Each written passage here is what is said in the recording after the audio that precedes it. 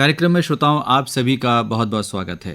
आज के युग में अगर कोई व्यक्ति मानसिक रूप से स्वस्थ है तो उसे ईश्वर का बहुत बड़ा वरदान कहा जा सकता है, क्योंकि इस आपाधापी में गला काट प्रतिस्पर्धा के युग में हर व्यक्ति किसी न किसी तरह की मानसिक समस्या से ग्रसित है और इसके लिए कहा जाता है कि इसका इलाज संभव है, दवाएं भी हैं। आमतौर पर ये कहा जाता है कि थेरेपी इसका एक माकूल इलाज है। आज इसी विषय पर बातचीत के लिए हमारे बीच हैं डॉक्टर पवन शर्मा, जो कि शहर के जाने माने वरिष्ठ मनोवैज्ञानिक हैं, और आज हम बातचीत करेंगे कि मानसिक स्वास्थ्य में थेरेपी का क्या महत्व है, इससे जुड़ी जो भ्रांतियां हैं वो क्या हैं, और एक आम व्यक्ति यदि किसी मानसिक रोग से ग्रस्त होता है तो उसे किस प्रोफेशनल के पास जाना चाहिए। आमतौर पे साइकेट्रिस्ट, साइकोलॉजिस्ट, क्लिनिकल साइकोलॉजिस्ट और भी जो मेडिकल एड होती हैं उनके बारे में गलत धारणाएं हैं कि कौन क्या देखता है। आमतौर पर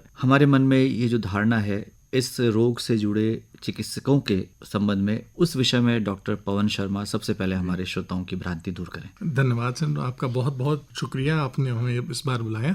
मैं आपको ये जरूर बताना चाहूँगा कि मानसिक स्वास्थ्य की जब बात आती है तो कई बार लोग इसको समझ नहीं पाते हैं कि हमें किस पेशेवर के पास जाना है और किससे हमारी समस्या का निदान मिलेगा। क्योंकि मानसिक स्वास्थ्य से जुड़ा हुआ कोई भी व्यक्ति होता है तो वो कहते हैं हम दिमाग का डॉक्टर है, बस एक मान्यता लेकर के हम उसके पास चले जाते हैं।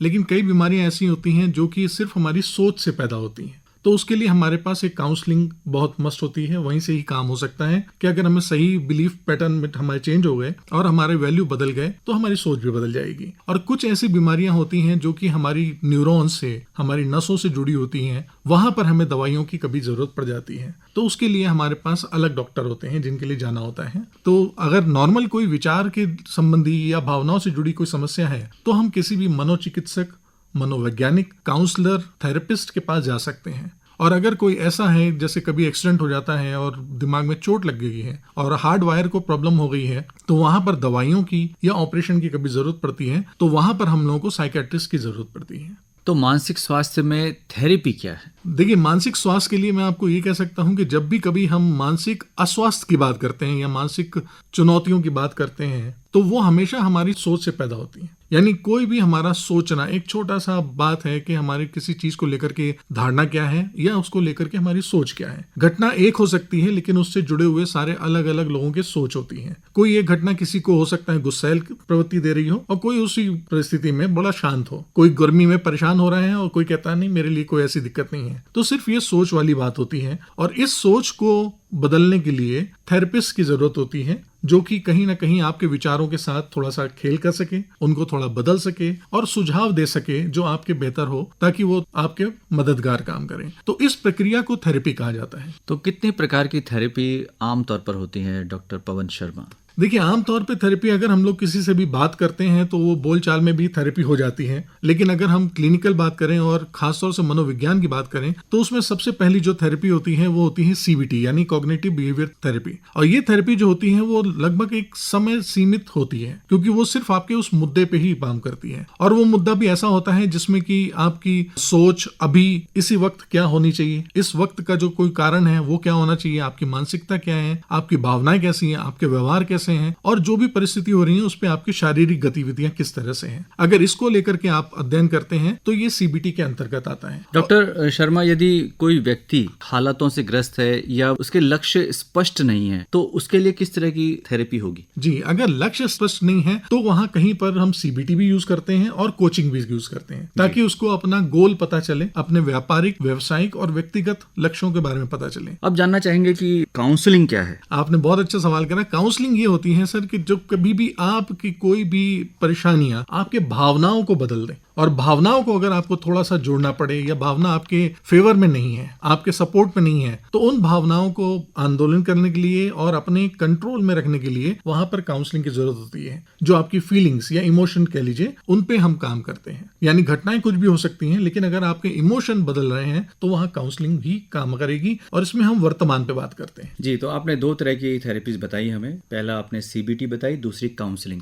इसके अतिरिक्त? जी बिल्कुल, इसके अतिरिक्त और भी एडिशनल में आती हैं कई चीजें, जैसे कि एक माइंडफुल बेस्ड टेक्निक होती है। इसमें हम ज्यादातर ये कह लीजिए कि लोगों के साथ स्वास्थ्य पे बात करते हैं, और स्वास्थ्य के साथ में हम कभी कभी अतीत को भी छेड़ सकते हैं, वहां पर ये जरूरत पड़ती है। फिर इसी के साथ कोचिंग आ जाती है। कोचिंग सिर्फ और सिर्फ लक्ष्यों पे आती है। वो लक्ष्य हो सकते हैं व्यावसायिक हो या एजुकेशन से जुड़े हुए हो, किसी कोर्स से जुड़े हुए हैं, लक्ष्य हासिल करना है, तो इसमें हम सिर्फ लक्ष्य पे बात करते हैं। और इसी तरह से एक और जो आती है वो आएगी ह्यूमैनिटी यानी मानववादी थेरेपी। इसमें हम ये कोशिश करते हैं कि थोड़ा सा अध्यात्म का भी टच लेते हैं। अध्यात्म के टच से ये हो जाता है कि जो इंसानी लोगों को मददगार करने में हो, उसका स्वास्थ्य बनाए रखने में हो, और उसको बेहतर कैसे कर सकते हैं, इस पर होती है। और इसी के साथ एक और थेरेपी होती है जिसको कि हम लोग इंटरपर्सनल थेरेपी कहते हैं, यानी आप उसको एक तरह से ग्रुप थेरेपी के नाम से भी जानते होंगे। ये थेरेपी इस तरह पे होती है, इसकी मान्यता ये होती है कि जो भी आपका मानसिक स्वास्थ्य में अगर दिक्कत है तो यकीनन आपका व्यवहारिक या सामाजिक स्वास्थ्य ठीक नहीं होगा। अगर लोगों के साथ में आपका मेल जोल सही नहीं है तो यकीनन ये आपके मानसिक स्वास्थ्य को भी प्रभावित कर रहा होगा। इसमें इस थेरेपी पे काम किया जाता है। हमें कब और किस थेरेपिस्ट के पास जाना है, ये हम कैसे तय कर सकते हैं? थोड़ा इस कार्यक्रम के माध्यम से हमारे श्रोता भी जानना चाहेंगे। देखिए, कब तो आप ये सिंपल समझ लीजिए कि जब भी कभी आपको कोई सवाल, कोई परेशानी, उसका सुझाव नहीं मिल रहा है, उसका समाधान नहीं मिल रहा है, तो यकीनन हमें वहां पर थेरेपी की जरूरत होती है। ये थेरेपी हो सकता है हमारा कोई निकटवर्ती दोस्त दे दे, कोई हमारा सीनियर दे दे, कोई हमारा कलीग दे दे, कोई हमारे परिवार में कोई ऐसा बड़ा है जो दे सकता है, तो हमारी समस्या का निदान हो जाता है। लेकिन कुछ ऐसी समस्याएं होती हैं जो इतनी निजी हो जाती हैं, जिनको हम कई बार अपने लोगों में नहीं संपर्क कर पाते हैं, तो उसके लिए हमें कहीं ना कहीं पेशेवर की बहुत जरूरत पड़ती है। उस पेशेवर के लिए आपको जाने के लिए यकीनन ये जानना पड़ेगा कि कौन सा ऐसा पेशेवर है जो आपकी उस समस्या का सही और निदान कर सकता है। इसके लिए जो कुछ प्रोफेशन है वो है, एक तो नॉर्मली काउंसलर होते हैं, थेरेपिस्ट जो कि आपको सिंपल वाद विवाद करते हैं, बात करते हैं और बातों में ही आपकी समस्या को सुलझाते हैं। दूसरे होते हैं मनोचिकित्सक, ये एक तरह से साइकोथेरेपिस्ट होते हैं जो कि आपकी बातों को लेंगे और आपके जो आज के कारण है, आपकी परेशानियां हैं, उसमें वो आपके अतीत को भी खंगालने की कोशिश करेंगे। उस अतीत से निकाल करके वो कई बार आज के वर्तमान कारणों पे ही आपके साथ काम करते हैं। इसी में तीसरे हो जाते हैं जो कि मनोवैज्ञानिक होते हैं, ये क्लिनिकल साइकोलॉजिस्ट होते हैं। ये यकीनन काउंसलिंग भी कर रहे होते हैं, जो ऊपर थेरेपी के साथ में चल रहे होते हैं, लेकिन ये ज्यादातर दवाइयों के ऊपर निर्भर होते हैं। ये दवाइयों का साथ जरूर लेते हैं ताकि आपको थोड़ा सा कहीं ना कहीं बॉडी के और दिमागी केमिकल को बदल सकें और आपके व्यवहार को बदल सकें। इसी में जो अगला पेशा होता है वो होते हैं कोच, जो सिर्फ और सिर्फ किसी लक्ष्य और किसी ध्येय को पाने में आपकी मदद करेंगे और आपके जो रिसोर्सेस हैं, जितने भी आपके पास अभी साधन हैं, उन साधनों का बेहतर इस्तेमाल करना बताते हैं। और इसके बाद जो सर्वोच्च होते हैं वो होते हैं मनोचिकित्सक यानी साइकेट्रिस्ट। ये मेडिकल टर्म्स में होते हैं, जो कि मेडिकली डिग्री के साथ में होते हैं और ये कहीं ना कहीं दवाइयों पे ही ज्यादा निर्भर करते हैं। और उसके साथ जो थेरेपी भी होती है इनकी, वो भी फिजिकल होती है, इसी द्वारा इलाज किया जाता है। जी, डॉक्टर पवन शर्मा, आप एक मनोवैज्ञानिक हैं, तो हम जानना चाहेंगे आपसे कि किन कारणों से लोग आपके पास थेरेपी के लिए आते हैं? देखिए, थेरेपी के जाने के लिए बहुत ही सारे काम हो सकते हैं, लेकिन जो कुछ मुख्य बिंदु हमने आकलन करे हैं वो हम आपको बता सकते हैं कि कभी भी किसी को अपने मानसिक स्वास्थ्य को बेहतर बनाना है तो यकीनन वो थेरेपी की मदद ले सकता है। इसी के बाद किसी को जीवन की कठिनाइयों से बाहर निकलने के लिए अगर चुनौतियां आ रही हो और उसको रास्ता न मिल रहा हो तो वो थेरेपी की मदद ले सकता है। कई बार आत्म जागरूकता को बढ़ाने की बात होती है, क्योंकि अपने बारे में भी कई बार हम लोग के जो विचार हैं और जो मान्यताएं हैं वो स्पष्ट नहीं होती हैं, तो उसका आकलन करने के लिए भी जरूरत होती है। और कभी किसी कठिन अनुभव, वो अनुभव ऐसे हो सकते हैं जब कभी किसी के साथ कोई ट्रॉमा हुआ हो, कोई हादसा हुआ हो, कोई ऐसी घटना घट गई हो जिसको वो भुला ना पा रहा हो और वास्तविक जीवन के साथ वो तालमेल ना बिठा पा रहा हो, तब भी उसकी जरूरत पड़ती है। इसी तरह से किसी निष्पक्ष व्यक्ति से बात करने के लिए कभी जरूरत पड़े और ऐसा लगे कि हाँ, मैं किसी निष्पक्ष व्यक्ति से बात करके किसी एक समस्या का कॉमन सुझाव ले लूं या उसका समाधान ले लूं, तो हम जरूर उस जगह काउंसलिंग की जरूरत महसूस करते हैं और जाते हैं। जी, आमतौर पर हम देखते हैं कि कई बार नशे की लत का शिकार युवा हो जाते हैं, तो क्या उस तरह के मामले भी आपके पास आते हैं? जी बिल्कुल, ये वो हरकतें होती हैं जिस वजह से हम लोग के कई बार जीवन में हम लोग बाहरी कहीं ना कहीं किसी साधन का उपयोग कर लेते हैं ताकि हमारी समस्या, हमारी परेशानी थोड़ी सी आराम मिलेगी, या ये कह लीजिए उसका हमें बोध ना हो। तो ये सिलसिला बंद करने के लिए भी या ऐसी आदतों से बचने के लिए भी वहां पर थेरेपी की जरूरत पड़ती है, क्योंकि जब भी ये नशे की आदत या किसी बुरी चीज की आदत लगी है तो उसके पीछे भी कोई ना कोई कारण है जिस समस्या से वो निदान नहीं ले पा रहा है। डॉक्टर पवन शर्मा, रिश्तों में टूट बिखरन डिप्रेशन आज के समाज की बहुत बड़ी समस्या है, लगातार हम देख रहे हैं, तो क्या ऐसे लोग भी आपके पास आते हैं? जी बिल्कुल, क्योंकि रिश्तों में जब भी परेशानी आती है तो वहां पर हमेशा मूल्यों का टकराव होता है। और मूल्य हम एक ही बात है कि जो हमारे पुरानी सोच है, पुरानी धारणाएं हैं, उनको लेकर के अगर हमारी परेशानियां चल रही हैं तो कहीं ना कहीं तालमेल नहीं हो पा रहा होता है और ये लगातार टकराव की स्थिति पैदा करता है और ये निरंतर बढ़ती जाती है। तो इसमें जब हम किसी को थेरेपी देते हैं तो यकीनन दोनों का मूल्यों का एक दूसरे के साथ मिलान करते हैं और उस मिलान के बाद हम कोशिश करते हैं कि एक कॉमन एरिया में दोनों की सहमति बनाई जाए। करियर में असफलता या रोजगार ना मिल पाना, ये भी अवसाद का बहुत बड़ा कारण बनता जा रहा है। बहुत ज्यादा है। इसके लिए किस तरह की थेरेपी आप सुझाएंगे? देखिए, अवसाद का रूप वो तब लेता है जब वो चिंता बहुत ज्यादा हो जाती है और उसको समाधान नहीं मिलता। यानी ये कह सकते हैं कि एक्सेसिव वरी ये हमारी डिप्रेशन में कन्वर्ट हो जाती है, क्योंकि हमारे पास समाधान नहीं हो रहा होता है। तो उस जगह पर हम उस व्यक्ति को कोचिंग करते हैं और कोचिंग के साथ उसके लक्ष्य निर्धारण करते हैं। यानी उसकी जो पहली अपनी जरूरत है वो पता चले कि वो लक्ष्य क्या बनाना चाहता है और क्या उसके जो अभी सामर्थ्य हैं वो उसके साथ मैच कर रहे हैं या नहीं, और अगर नहीं है तो उसके अंदर कौन सी योग्यताएं उसको बढ़ानी है ताकि वो लक्ष्य को हासिल कर ले। जब उसके पास नया टास्क आ जाता है तो यकीनन वो डिप्रेशन की स्थिति से बाहर आ जाता है और कुछ नया करने के लिए आगे बढ़ जाता है। डॉक्टर पवन शर्मा, हम ये भी जानना चाहेंगे कि आज के युग में जो बुजुर्ग हैं बहुत एकाकी हो गए हैं और उनकी अपनी तमाम समस्याएं भी हैं, चाहे वो शारीरिक हो लेकिन मानसिक रूप से भी अस्त-व्यस्त दिखाई देते हैं, तो उनके लिए भी किसी तरह की काउंसलिंग है? जी बिल्कुल। देखिए, शारीरिक स्वास्थ्य हमेशा से मानसिक स्वास्थ्य से ही जुड़ा होता है, क्योंकि हमारी न्यूरोलॉजी और फिजियोलॉजी दोनों एक साथ जुड़ी हुई है। हमारी सोच तुरंत हमारी शारीरिक प्रतिक्रिया में झलकती है और बाहर दिखती है। जिस वक्त व्यक्ति खुश होता है यकीनन उसका शरीर भी उसी हिसाब से तेज होता है। हाँ, बुजुर्गों में ये अकेलापन बहुत ज्यादा आ गया है, क्योंकि आज की तारीख में अगर आप देखेंगे तो उनके परिवार के बच्चे आजकल गैजेट्स और दूसरे साधनों में व्यस्त हो गए हैं। आज कोई बुजुर्गों के साथ बैठ करके उनकी बात नहीं करना चाहता है, और कभी भी जब बुजुर्ग इस तकनीक के साथ में सामंजस्य बिठाना चाहते हैं तो वो कई बार अकेलापन चाहते हैं और उनको नहीं मिल पाता है साधन ताकि वो तकनीक को ज्यादा से ज्यादा इस्तेमाल करें। हाँ, वहां पर हमारी थेरेपी चलती है जिसमें हम उनको ये बताते हैं कि कभी यार वो रिटायर हो गए हैं या अगर काम नहीं है तो जीवन यहीं पे खत्म नहीं हुआ है।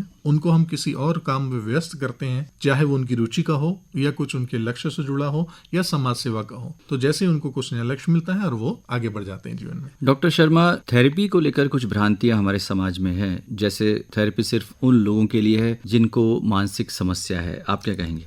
जी बिल्कुल, आपकी बातों का मैं समर्थन करता हूं, क्योंकि ये बात हमेशा लोग मानते हैं कि थेरेपी उसी को जरूरत होती है जिसके साथ कोई मानसिक चुनौती आ रही हो। लेकिन अगर आप देखें तो आमतौर पर एक शिक्षक किसी भी स्टूडेंट को थेरेपी ही दे रहा होता है उसके करियर के बारे में। एक खिलाड़ी को उसका कोच कहीं ना कहीं उसको बता रहा होता है कि क्या करना है, कैसे करना है। ये सब थेरेपी के प्रकार हैं। तो आमतौर पे कहीं भी जब हम लोग को जीवन में कोई समस्याओं का समाधान ना मिल रहा हो और आप किसी से अगर सलाह कर रहे हैं, मशवरा कर रहे हैं, तो ये एक थेरेपी होती है। तो ये हर एक आम आदमी के लिए कॉमन चीज है।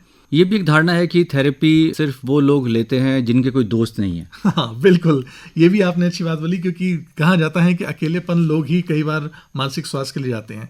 देखिए, आपको ये जरूर बताना चाहूंगा कि जो दोस्त काम कर सकता है वो एक थेरेपिस्ट नहीं कर सकता, और एक थेरेपिस्ट यकीनन कभी दोस्त की जगह नहीं ले सकता, क्योंकि जो थेरेपिस्ट होता है वो निष्पक्षपात करता है। और दोस्त कहीं ना कहीं हो सकता है कोई भी आपको सुझाव देगा तो वो पक्षहीन हो सकता है, वो आपको पक्षपात करके आपके ही फेवर में बात करे, और उसके पास एक लिमिटेड साधन होंगे, लिमिटेड सूचनाएं होंगी जिसकी वजह से वो आपको काउंसिल कर सकता है। ऐसा भी कहा जाता है कि थेरेपी वही लोग लेते हैं जो बहुत कमजोर हैं, जो खुद को संभाल नहीं पाते। जी हाँ, ये एक कमजोरी की पहचान मानी जाती है, और मानसिक स्वास्थ्य से जूझता हर एक आदमी कहीं ना कहीं हमारे समाज में बहुत ही कमजोर माना जाता है। देखिए, होता क्या है कि चुनौतियां जितनी भी बड़ी बना दी जाती हैं सोच सोच करके, कई बार हमारे पास उतनी ताकत होती है कि हम चुनौतियों से उबर पाएं, और कई बार हमारी ही चुनौतियां हमारे लिए बहुत बड़ी हो जाती हैं, क्योंकि जिस एक पक्ष में आप खड़े हैं वहां आप दूसरे पक्ष भी आप ही खड़े हैं, क्योंकि आप ही अपने ज्ञान, अपनी सूचनाओं से स्वयं के लिए लड़ रहे होते हैं। तो जब कभी भी हम अपनी परेशानियों को इतना बड़ा कर लेते हैं कि हमारे पास जो हमारी ज्ञान है, योग्यता है, ये कम पड़ जाए, तो यकीनन हमारे लिए वो समस्या बड़ी हो जाती है। और इस वक्त आपने देखा होगा कई बार जो लोग ऐसे समस्याओं का समाधान नहीं पाते हैं वो आत्महत्या जैसे कदम भी उठा करके अपने जीवन को नष्ट कर लेते हैं, इसलिए उसको कमजोरी की बात कही जाती है। लेकिन आप देखेंगे कि जो बहुत अच्छे संभ्रांत लोग हैं समाज में, जिन्होंने रोल मॉडल बने हैं, चाहे वो खेल में हो चाहे व्यापार में हो, वो भी थेरेपी लेते रहे हैं। उनको अपने आप कहीं भी समस्याओं का दिक्कत पड़ती थी तो उन्होंने समाधान के लिए थेरेपी की तरफ आगे बढ़ने में कोई कमी नहीं सोची। ऐसी भी धारणा है डॉक्टर शर्मा की यदि आपने थेरेपी शुरू की है तो आपको हमेशा ये थेरेपी लेनी पड़ेगी। जी बिल्कुल, ये सोच बन जाती है, क्योंकि हम लोग आमतौर पे कभी भी किसी के साथ में कोई व्यवहार होता है तो उसके साथ उसकी पहचान साबित कर देते हैं यानी अगर किसी को बुखार हुआ तो हम ये नहीं कहेंगे कि हर समय बुखार वाला है, लेकिन अगर वो कहीं अल्कोहल लेता है, एक बार कभी लिया है कुछ, तो हम उसके सामने अल्कोहलिक नाम लगा देते हैं। या बीमार हुआ है मानसिक रूप से तो हम उसके नाम के आगे पागल लगा देते हैं। देखिए, मानसिक चुनौतियां जितनी भी आती हैं वो यकीनन एक समय बाध्य होती हैं। वो किसी मुद्दे पे हो सकती हैं, वो किसी समय या किसी परिस्थिति बेस पे हो सकती हैं जिससे आप सुलझ नहीं पा रहे हैं। तो आप थेरेपी के थ्रू जब मदद लेते हैं तो आप उससे उबर के बाहर आ जाते हैं। हाँ, कुछ लोग ये जरूर चाहते हैं कि उनके पास थेरेपी जीवन भर चलती रहे, और वो चलाते भी हैं, क्योंकि वो हमेशा ये यकीन करते हैं कि जिन भी पेशे में होंगे या अपनी व्यक्तिगत जीवन में भी उनको एक सेकंड ओपिनियन मिल जाता है, उनको एक एक्स्ट्रा ज्ञान मिल जाता है, एक्स्ट्रा जानकारी मिल जाती है, जो उसका वो लाभ जरूर लेते हैं। डॉक्टर पवन शर्मा, आमतौर पर बड़ा डॉक्टर उसे कहते हैं जो ज्यादा दवाई दे, जो ज्यादा टेस्ट लिखे, और ये हमारी सोच बनती जा रही है कि अगर डॉक्टर ने आपके टेस्ट या जांचें नहीं करवाई तो आपको लगता है कि ये ऐसा कैसे हो सकता है। यही बात थेरेपी के बारे में भी कही जाती है, और लोग कहते हैं कि थेरेपिस्ट तो बस केवल बात करते हैं और उनकी आपके केवल पैसों में दिलचस्पी होती है। जी, देखिए, शारीरिक बीमारियों के हिसाब से मैं आपसे ये कह सकता हूँ कि आजकल ऐसी बीमारियां पैदा हो गई हैं जो वाकई कई सारे एक जैसे लक्षण लेके चलती हैं, जिसके लिए टेस्ट कराना बहुत ज़रूरी हो जाता है निष्कर्ष निकालने के लिए कि आखिर हम किस बीमारी का इलाज करें। लेकिन मानसिक स्वास्थ्य में ऐसा नहीं है। मानसिक में कुछ चीज़ें जो हैं वो यूनिवर्सल हैं। अगर वो समस्याएं आ रही हैं तो उसके पीछे के कारण पहले से पूर्व निर्धारित हैं, क्योंकि जो हमारा ब्रेन है उसके पास एक सर्टेन प्रोग्राम है, वो एक निश्चित प्रोग्राम पे ही रन करता है। तो इसलिए जो थेरेपिस्ट होते हैं वो ज़्यादातर आपसे जब बात करते हैं, सवाल पूछते हैं, और ये बात और सवाल ही वो होते हैं जो आपके टेस्ट होते हैं फिजिकल, जैसे आप कभी MRI या एक्सरे में करते हैं, क्योंकि वो थेरेपिस्ट आपसे बात करके, आपसे सवाल पूछ करके, आपकी जानकारियां लेकर के ही आपको टेस्ट कर रहा होता है, आपको आंक रहा होता है कि इनके साथ कौन सी थेरेपी लगानी है और कहाँ पर हमें कमजोरी है। तो समाज से आप क्या कहना चाहते हैं कि अगर कोई व्यक्ति थेरेपिस्ट के पास जा रहा है तो फिर उसके बारे में जो एक धारणा बन जाती है, जो ये भ्रांतियां हैं, वो ना पाले? हाँ, देखिए, मैं आपके सामने ये जरूर कहूंगा कि जब भी कोई आदमी थेरेपिस्ट के पास जाए तो कुछ शब्द ऐसी बात है तो उनको समझना चाहिए कि थेरेपिस्ट यकीनन आपकी ही तरह इंसान है। वो ऐसा नहीं है कि सब कुछ जानते हैं, लेकिन वो ऐसा बहुत कुछ जानते हैं जिससे वो आपकी मदद कर सकते हैं। सारे ही थेरेपिस्ट अलग अलग तकनीकों का इस्तेमाल करते हैं। इसमें आपको ये जरूर जानना पड़ेगा कि कौन सी तकनीक आपकी मदद के लिए है, और अगर ऐसा आपको लगे कि ये तकनीक आपको मदद नहीं कर रही है